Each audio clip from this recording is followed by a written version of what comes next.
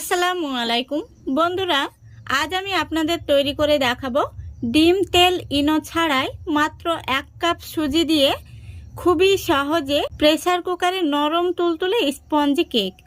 তো চলুন প্রথম থেকে শেষ পর্যন্ত রেসিপিটা দেখতে থাকুন। আশা করছি আপনাদের ভীষণ ভালো লাগবে আর একবার দেখলে যে কেউ বানিয়ে নিতে পারবেন। তাহলে চলুন শুরু করা যাক। তো দেখুন এখানে আমি একটি মিক্সিং বোল নিয়েছি আর দেখতেই পাচ্ছেন আমি একটি স্টিলের বাটি নিয়েছি মাঝারি সাইজের। এই বাটির মাপ করে আমি সবগুলো উপকরণ নিয়ে নেব। তো প্রথমেই নিয়ে নিচ্ছি আমি 1 বাটি সুজি,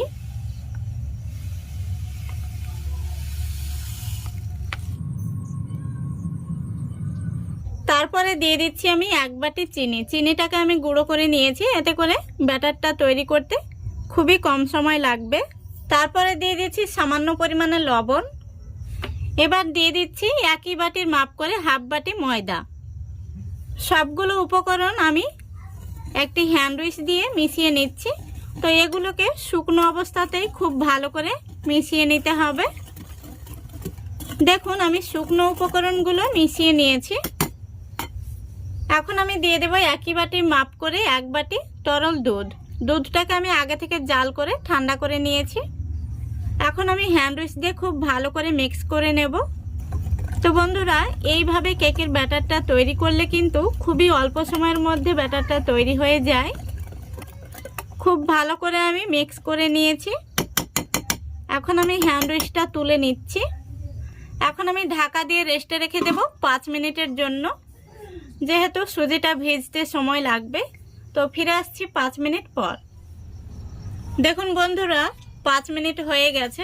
এখন আমি আপনাদের দেখিয়ে দিচ্ছি সুজিটা কতটা ফুলে উঠেছে। দেখতেই পাচ্ছেন কিন্তু সুজিটা খুব সুন্দরভাবে কিন্তু ভিজে গেছে। এখন আমি এর মধ্যে কয়েকটি উপকরণ দিয়ে দেব। তো দেখুন এই বাটির মধ্যে আমি 1 চামচ মতো জল নিয়েছি। তারপরে দিয়ে দিচ্ছি 1/2 টেবিল চামচ বেকিং পাউডার আর বেকিং সোডা দিয়ে দিচ্ছি এই টেবিল চামচের 4 ভাগের 1 ভাগ। এখন আমি একটি কাঁটা চামচ দিয়ে খুব ভালো করে মিক্স করে নিচ্ছি। দেখতেই পাচ্ছেন, আপনারা চাইলে বেকিং পাউডার আর বেকিং সোডা সরাসরি কিন্তু ব্যাটারের মধ্যে দিয়ে দিতে পারেন, তবে এইভাবে দিলে কেকটা কিন্তু খুব সুন্দরভাবে স্পঞ্জি তৈরি হবে। এখন আমি এই মিক্স করা মিশ্রণটি ব্যাটারের মধ্যে দিয়ে দেব।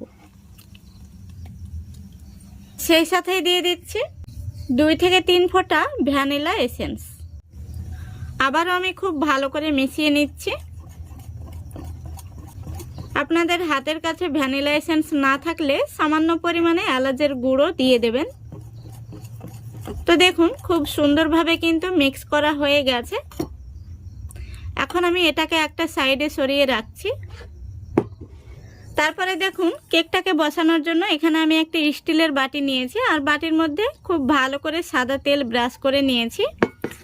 আর এই বাটির মাপ করে আমি একটি সাদা কাগজ কেটে নিয়েছি, দেখতেই পাচ্ছেন। এখন আমি এই কাগজটা বসিয়ে দিচ্ছি আর কাগজের উপরেও খুব ভালো করে তেল ব্রাশ করে নিচ্ছি।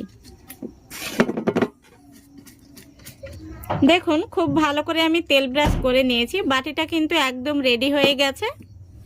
এখন আমি আগে থেকে রেডি করে রাখা কেকের ব্যাটারটা এই বাটির মধ্যে দিয়ে দেব। তো দেখুন সম্পূর্ণ ব্যাটারটা আমি ঢেলে নিয়েছি। এখন আমি বাটিটাকে একটু ট্যাপ করে নেব। এবার আমি কেকটাকে বেক করতে চলে যাব।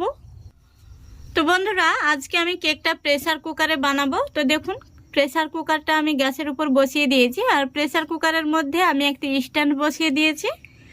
এখন আমি কেকের এই বাটিটা স্ট্যান্ডের উপর বসিয়ে দেব।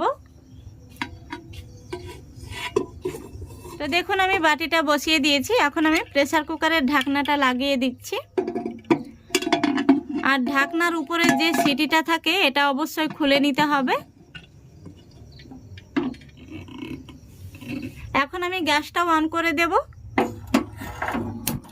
তো গ্যাসটাও অন করে দিয়েছি। এবার আমি গ্যাসের ফ্লেমটা একদম হাই ফ্লেমে রেখে 5 মিনিট আমি জাল করে নেব। 5 মিনিট পর গ্যাসের ফ্লেমটা একদম লো ফ্লেমে রেখে আমি পুরো 25 মিনিট জাল করে নেব। 25 মিনিট জাল করলে কিন্তু আমাদের কেকটা রেডি হয়ে যাবে।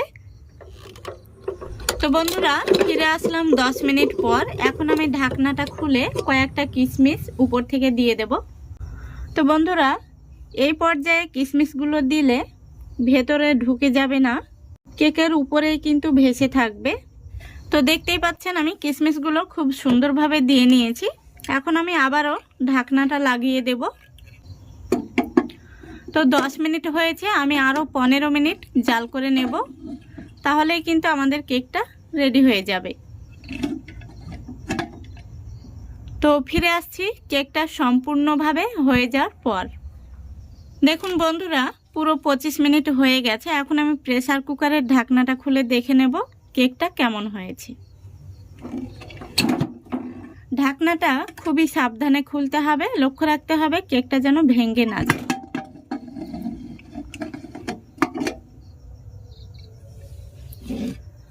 আলহামদুলিল্লাহ, দেখুন কেকটা কত সুন্দর হয়েছে আর খুবই সুন্দর একটি কালার এসছে, আশা করি দেখতে পাচ্ছেন। এখন আমি গ্যাসটা অফ করে দিচ্ছি। কেকটা কিন্তু দেখেই বোঝা যাচ্ছে যে খুব সুন্দরভাবে কিন্তু হয়ে গেছে। তবুও আমি একটি কাঠি নিয়েছি, কাঠি দিয়ে দেখে নেব কেকটা ভেতর থেকে হয়েছে কিনা।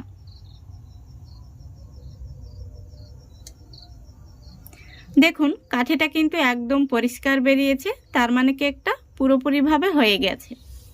এখন আমি কেকটাকে বের করে ঠান্ডা করে নেব, তারপরে আপনাদের দেখাচ্ছি।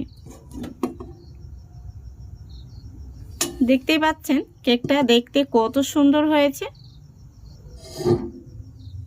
তো বন্ধুরা দেখুন কেকটাকে আমি ঠান্ডা করে নিয়েছি। এখন আমি কেকটা বের করে নেব। তো একটি চাকু নিয়েছি, এটা দিয়ে কেকের সাইডটাকে আমি ছাড়িয়ে নিচ্ছি। এখন আমি একটি থালার মধ্যে কেকটা বের করে নেব।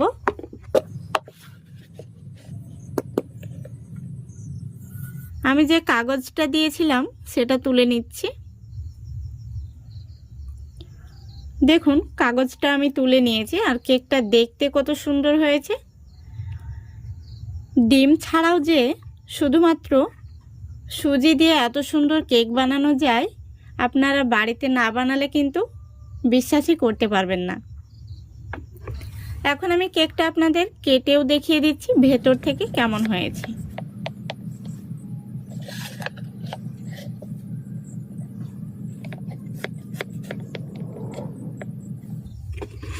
দেখুন কতটা স্পঞ্জি তৈরি হয়েছে, আশা করি দেখতে পাচ্ছেন। বাচ্চা থেকে বড় সবাই কিন্তু খুবই পছন্দ করবে। তো বন্ধুরা ডিম তেল ইনো ছাড়াই এক বাটি সুজি দিয়ে এত সুন্দর নরম তুলতুলে স্পঞ্জি কেক খুবই সহজেই কিন্তু বানিয়ে দেখালাম। আর প্রেসার কুকারে কিন্তু এই কেকটা খুবই অল্প সময়ের মধ্যে হয়ে যায়। আপনারা একবার হলেও বাড়িতে বানিয়ে দেখবেন। আশা করছি আজকের এই রেসিপিটা আপনাদের ভালো লেগেছে, আর ভালো লাগলে অবশ্যই লাইক কমেন্ট শেয়ার করে দেবেন এবং চ্যানেলটিকে সাবস্ক্রাইব করে অল নোটিফিকেশানটি অন করে সঙ্গে থাকবেন। আজকের মতো এখানেই বিদায় নিচ্ছি। সবাই ভালো থাকবেন, সুস্থ থাকবেন। খোদা হাফেজ।